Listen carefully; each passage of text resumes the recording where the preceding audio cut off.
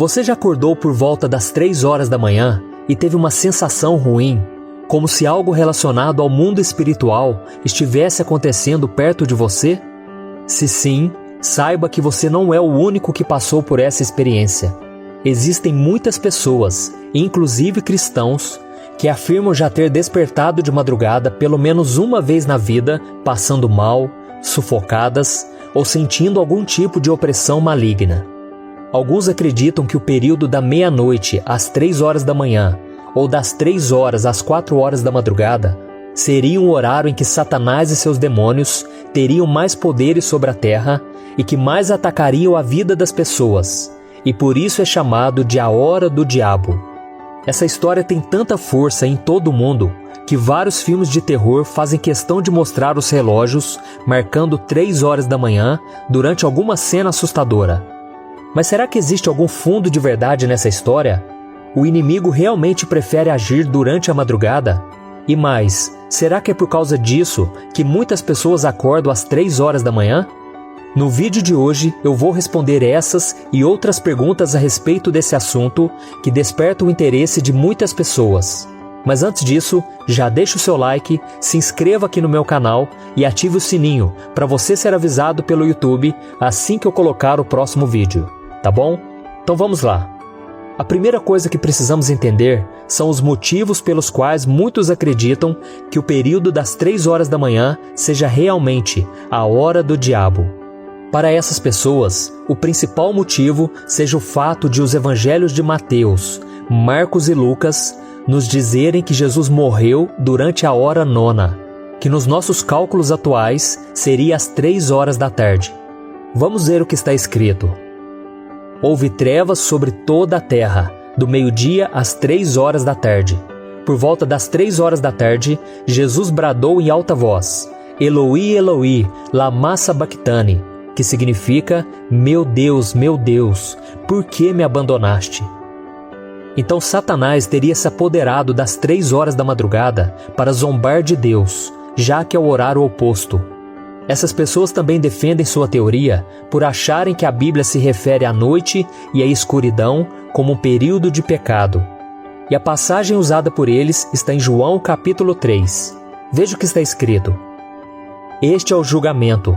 A luz veio ao mundo, mas os homens amaram as trevas e não a luz, porque as suas obras eram más.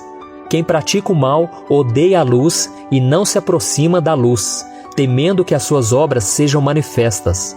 Mas quem pratica a verdade vem para a luz, para que se veja claramente que as suas obras são realizadas por intermédio de Deus. No entanto, não podemos dizer que nessa passagem bíblica, a luz e as trevas representam a luz do dia e a noite, mas sim a palavra de Deus e aqueles que vivem em desobediência.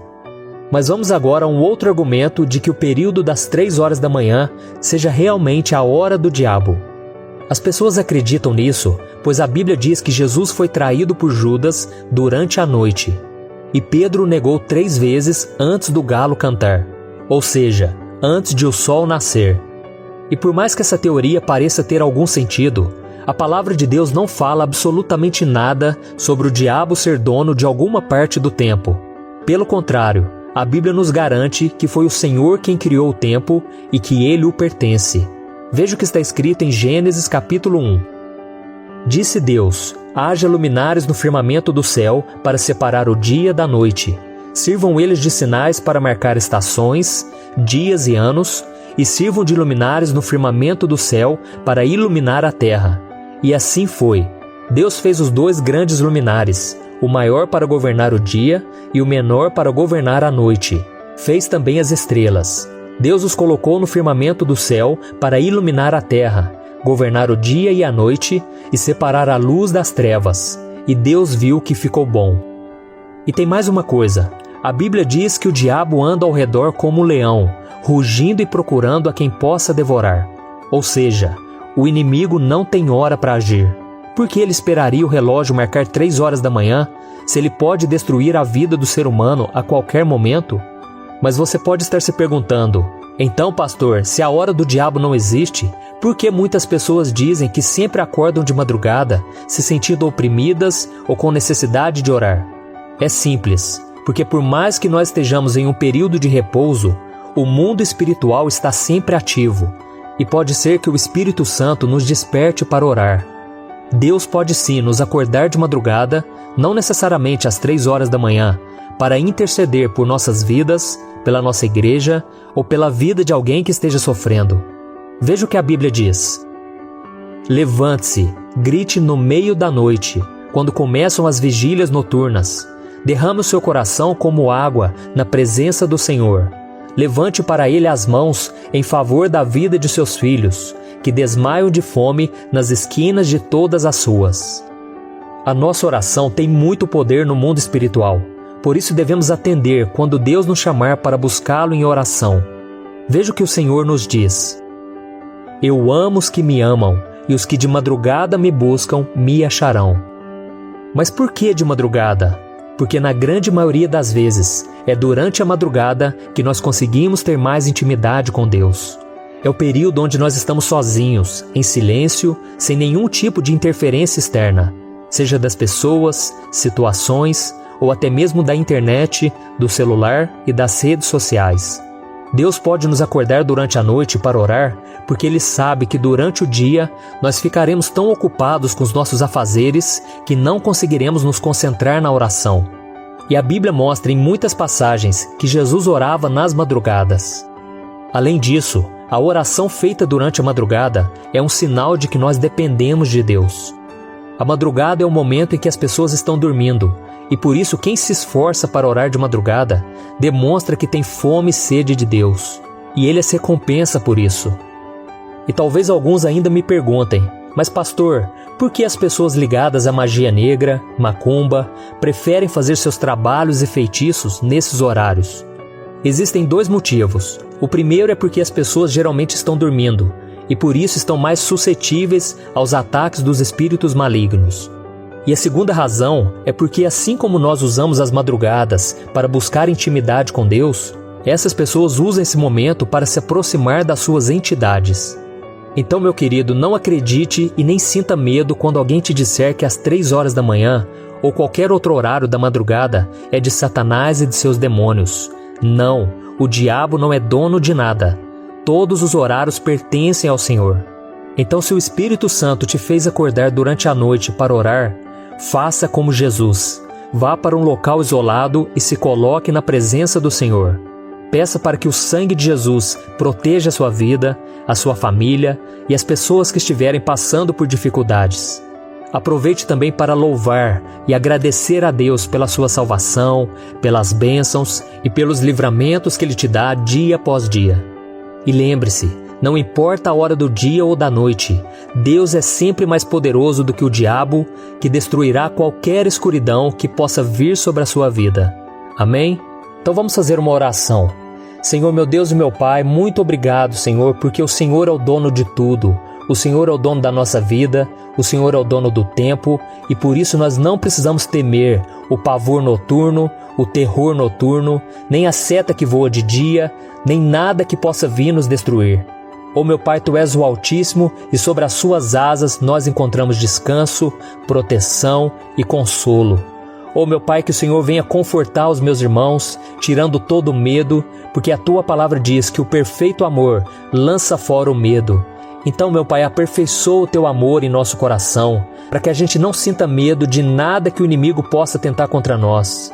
Proteja, Senhor, nossos familiares, nossos amigos, todos aqueles que estão sofrendo nesse momento. Que o Senhor tire, meu Pai, toda angústia, toda depressão, todo ataque do inimigo caia por terra agora, em nome do Senhor Jesus. Jesus, entra na nossa casa, entra na nossa vida, no nosso trabalho e traga luz, Senhor, luz sobre as trevas, sobre cada área da nossa vida, e que toda a nossa vida seja dedicada e consagrada ao Senhor. Pedimos perdão, meu Pai, nesse momento pelos nossos pecados, por tudo aquilo que nos afastou do Senhor, por tudo aquilo que desagradou o Teu coração, Senhor. Ó meu Pai, livra-nos, Senhor, dos pecados, dos embaraços dessa vida. Nós queremos ter um coração totalmente voltado para Ti, meu Pai. Queremos viver em santidade, queremos viver de um modo que agrade ao Senhor. e que a partir de hoje, meu Pai, nós possamos Te buscar mais, seja nas madrugadas, seja durante o dia, que nós possamos nos voltar completamente para Ti, meu Deus, e que o Senhor coloque o desejo de orar, meu Pai. Oh, meu Deus, quantas vezes nós deixamos de orar e ficamos preocupados com os problemas, ficamos voltados só para a internet, para as redes sociais, ficamos lendo notícias e muitas vezes isso nos abala. Mas Deus, o Senhor está no controle desse mundo e por isso nós não precisamos temer. A promessa é de que se nós seguirmos a Jesus, nós nunca andaremos em trevas. Oh, meu Pai, então eu oro agora por essas pessoas que ainda estão nas trevas, que ainda não entregaram sua vida para Jesus. Senhor, tem misericórdia delas. Abra os olhos espirituais de cada pessoa, meu Pai, para que elas enxerguem que seguir a Cristo é a melhor decisão do ser humano. É o melhor caminho, porque assim estamos do lado do vencedor. Em nome de Jesus, meu Pai, eu oro, eu já te agradeço e eu te louvo, assim como Paulo e Silas oravam e louvavam ao Senhor na madrugada. Oh, meu Pai, nós queremos te louvar, porque diante das dificuldades nós podemos entregar a nossa vida, o nosso louvor, porque Tu és digno da nossa adoração e não há nada e nenhum outro neste mundo que mereça ser adorado, senão somente a Ti. Em nome de Jesus que eu oro e te agradeço. Amém. Glória a Deus. Meu irmão, eu sou o pastor Antônio Júnior. Se você gostou dessa mensagem, compartilhe com seus amigos e se inscreva aqui no meu canal. Deus te abençoe.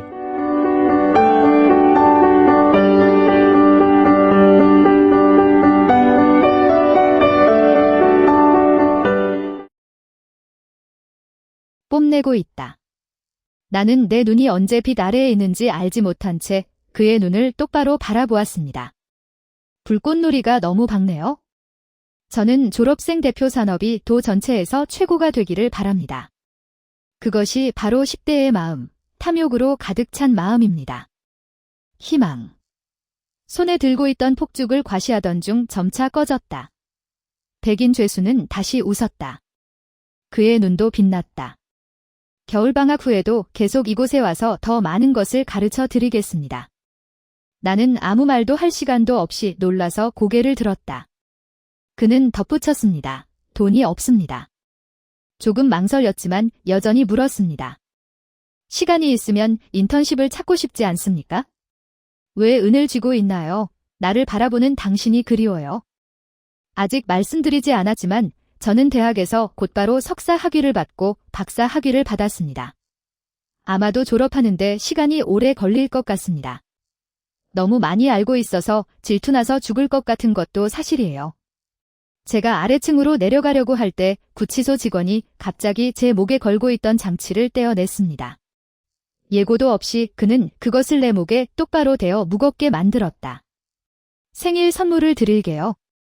행복한 어른이 되기를 바랍니다. 이 시간에 그냥 카메라를 자세히 쳐다봤습니다. 보자마자 손이 뜨거워지는 느낌이 들었습니다. 미스터 홀드 실버, 이건 너무 비싸서 받아들일 수 없습니다. 나는 이유를 안다. 그는 여름에 그의 집에서 공부할 때 나에게 카메라를 주었다. 졸업할 때 여행용 카메라를 사고 싶었는데 전에 들고 있던 카메라가 제가 고려했던 모델 중 하나였다고 말한 적이 있습니다. 즉각적인 마음에 들지 않나요? 나는 카메라 본체를 가볍게 쓰다듬었다. 방금 찍은 사진을 보세요. 정말 아름답습니다. 어느 것도 아니다. 나는 어색하게 대답했다. 그렇다면 왜 더 이상 현기증이 나지 않습니까? 나를 실망시킬 생각이냐? 세수하고 아래를 내려다보고 미소를 지으며 나를 바라보세요. 당신의 말투는 게으르지만 노골적입니다. 강요된 도덕성. 그래서